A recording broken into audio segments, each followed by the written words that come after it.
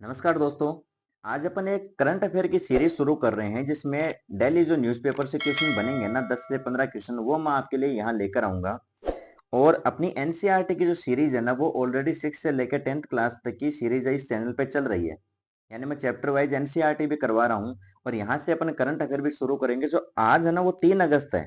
और 3 अगस्त का जो भी करंट अफेयर है वो मैं लेके आ गया। और उससे पहले का जो है 31 जुलाई, 1 अगस्त और 2 अगस्त का, उसके शॉर्ट्स मैंने इसी चैनल पे अपलोड कर दिए हैं।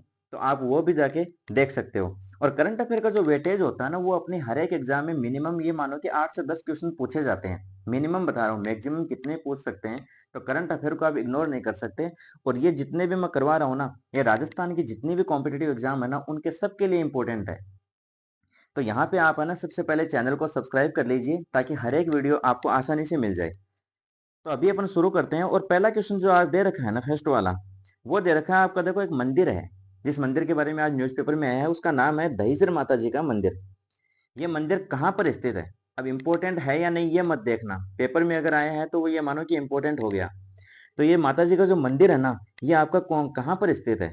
ये आपका देखो जोधपुर के अंदर स्थित है। यहाँ पे आपका जो राइट आंसर है ना वो सी ऑप्शन है। तो इस मंदिर को आप अच्छे से याद रखना।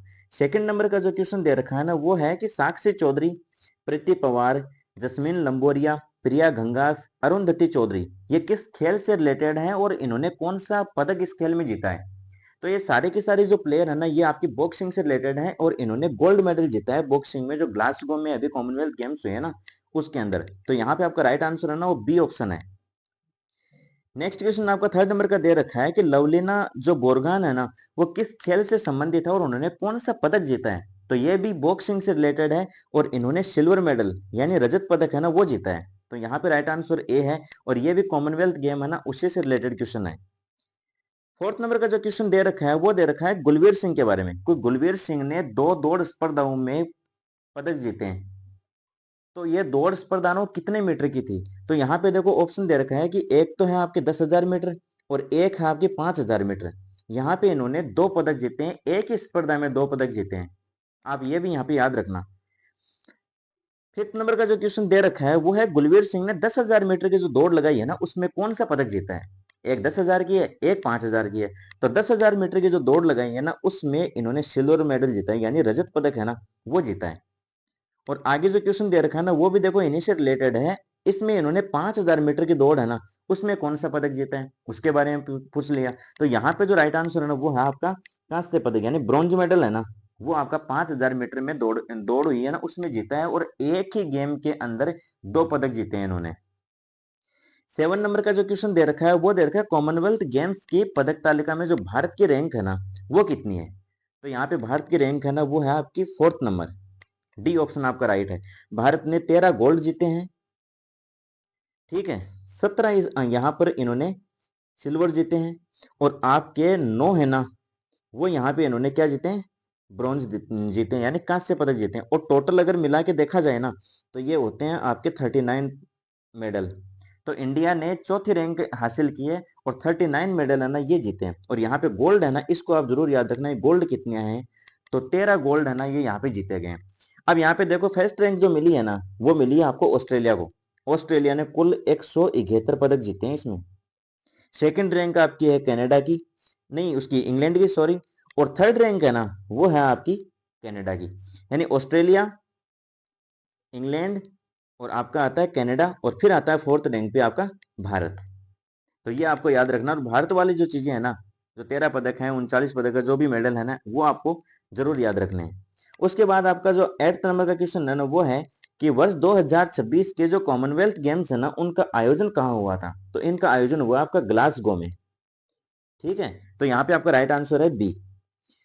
9 नंबर का जो क्वेश्चन दे रखा है वो है कि वर्ष 2030 के कॉमनवेल्थ गेम्स है ना उसकी मेजबानी मतलब भारत का कौन सा शहर करेगा? तो आपको एक तो ये याद रखना है कि जो अभी जो कॉमनवेल्थ गेम्स हुए हैं ना वो ग्लासगो में हुए हैं 2026 के।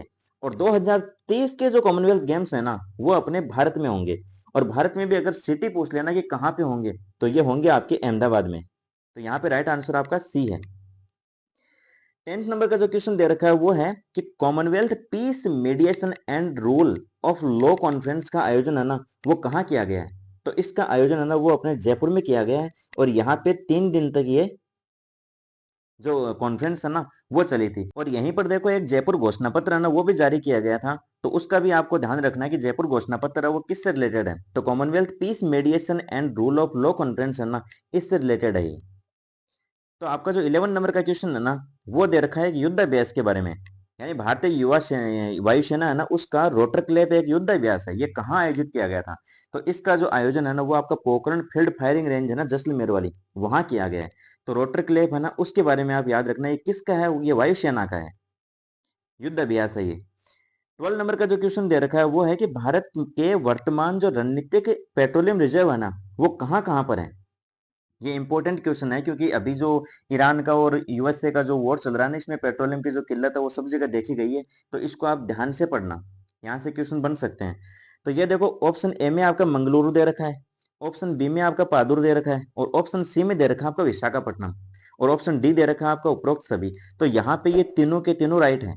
और यहाँ पे इसके बाद में एक और है जिसका नाम है चांदी खोल। चांदी खोल है ना वो है आपका उड़ीसा के अंदर, ये भी है। लेकिन यहाँ पे जो मंगलुरु और पादुर वाले हैं ना ये आपके दोनों के दोनों कर्नाटका के अंदर है, ये दोनों कर्नाटका के अंदर है। और विशाखापट्टनम वाला है ना वो आपका आंध्र प्रदेश में है, जबकि चांदीखोल वाला है वो आपका उड़ीसा में है।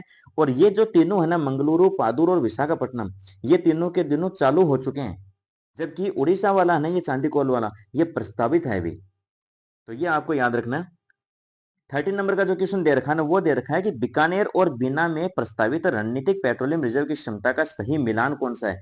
यानी यहाँ पे नए पेट्रोलियम के रिजर्व मिले हैं वो आपका एक तो बीकानेर है ना और एक है बीना। अच्छा बीना में क्या है, बीना कहाँ पर है, बीना है आपका एमपी के अंदर, यानी मध्य प्रदेश है ना वहां पर है। तो यहाँ पे जो आपके मिले हैं ना वो देखो बीकानेर में तो आपका 56 लाख टन का मिला है, और बीना के अंदर आपको 50 लाख टन का मिला है। तो यहाँ पे जो राइट आंसर है ना वो है आपका बी। नेक्स्ट क्वेश्चन जो 14 नंबर का है वो है कि बीकानेर और बीना में कुल कितने लाख टन क्षमता के रणनीतिक पेट्रोलियम रिजर्व है ना उसकी संभावना तलाशी जा रही है। यानी दोनों का अगर काउंट कर दिया जाए ना 50 और 56 का तो ये होता है आपका 106 लाख टन। तो इसको भी आपको याद रखना है, यहाँ आपका राइट आंसर है ना वो सी है। 15 नंबर का क्वेश्चन और लास्ट जो आज का क्वेश्चन है ना वो है कि विश्व का तीसरा सबसे बड़ा तेल उपभोक्ता देश कौन सा है, तीसरा पूछा है। तो यहाँ पे तीसरा आता है आपका अपना इंडिया। तो ये यहाँ पे जो 15 क्वेश्चन है ना ये आज के करंट अफेयर के हो गए हैं। नेक्स्ट वीडियो में मिलते हैं, तब तक के लिए जय हिंद।